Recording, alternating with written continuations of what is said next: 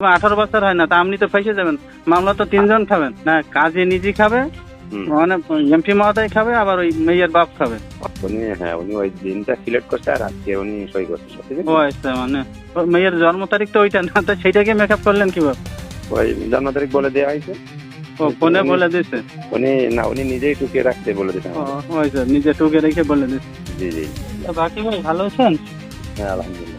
ঘটনাটাকে একটু বলেন তো, ওই যে বিয়ে না রেজিস্ট্রি করছে কবে, কাবির নামা করছেন কবে?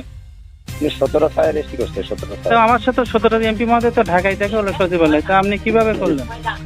জি, মানে 17 তারিখটা আমার সাথে ঢাকায় দেখা হলো এমপি স্যার, আমি নামাজ পড়তে ঢুকছি সচিবালয়, উনি মসজিদ থেকে বের হচ্ছে, তাহলে কাবিন কিভাবে করলেন? 17 সালে ডেট করে দিয়েছে, দিয়ে উনি সই করে দিয়েছে তো। না বলছি আপনি দেখে মানে বিয়ে করলেন, ঢাকায় বিয়ে হয়েছে কোথায়? ঢাকা ও মেয়ের বাড়ি বিয়ে হয়েছে, মেয়ের বাবা থেকে বিয়ে হয়েছে। মানে ঢাকাতেই বিয়ে হয়েছে, তাই তো? জি জি। তা আপনি না দেখে বিয়ে কাবিন, মানে আপনি কি রেজিস্ট্রি করলেন কিভাবে? মানে না দেখে বিয়ে না দেখে কিভাবে করা যায়? এটা আপনার সমস্যা, পাল্টা ভবিষ্যতে আবার প্রশ্ন উঠবে না? যেহেতু মেয়ের বাবাই তো ডাইরেক্ট সই করছে আমার সাথে। মেয়ের বাবা সই করছে? মেয়ের বাবা করছে, মেয়ে সই করছে। ওরা তো সব ঢাকায় থাকে, ওরা তো ঢাকা থেকে যায়নি বাড়িতে, সেইটাই বলছে।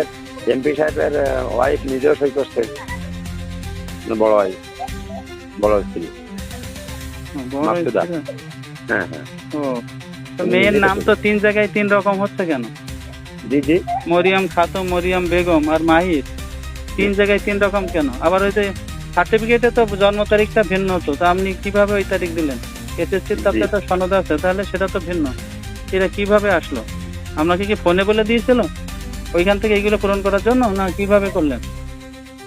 হ্যাঁ, ওটা ওকে করা হয়েছিল, সই করতে এসে। মানে ফোনে বলে দিয়েছিল সবকিছু? জি জি। আর আপনি ওইগুলো লিখে টুকে নিয়ে তারপরে লিখে বসাইছেন? উনি এসে সই করছে। উনি সই করলে কিভাবে, কবে করছেন, সেই সইটা কবে করছেন? উনি সই করছে, সেদিনই সই করছে। আর উনি তো ঢাকায় ছিলেন, আমার সাথে দেখা হয়েছে ঢাকায়, তাহলে একসাথে গাবুরায় যায় কিভাবে? এই জন্যই তো ভাই হিসাবে বলছি, জানতে চাচ্ছি। আমি তো গাবুরায় না, আমি তো শ্যামনগরেই থাকি। না, শ্যামনগরে থাকেন, শ্যামনগরে, কিন্তু এমপি মহোদয় তো ঢাকায় ছিল, তা আপনি কিভাবে ওই দিনই কিভাবে করলেন? উনি ঢাকায় এবং শ্যামনগরে একসাথে 2 জায়গায় কিভাবে থাকলেন, এইটা জানতে চাচ্ছি। আমার সাথে ঢাকায় দেখা হয়েছে সচিবালয়, আমি মসজিদে ঢুকবো জোহরের নামাজে, উনি বেরোলেন, ফারুক মাওলানা সব পিএসসি হাসান টাসান সব একসাথে ছিল। এই জন্যই তো বলতেছি আর কি, যে সত্যিটা বলেন দেন। উনি ওই দিনই যেহেতু বেড মানে করাইছে ওই দিন, বুঝছেন?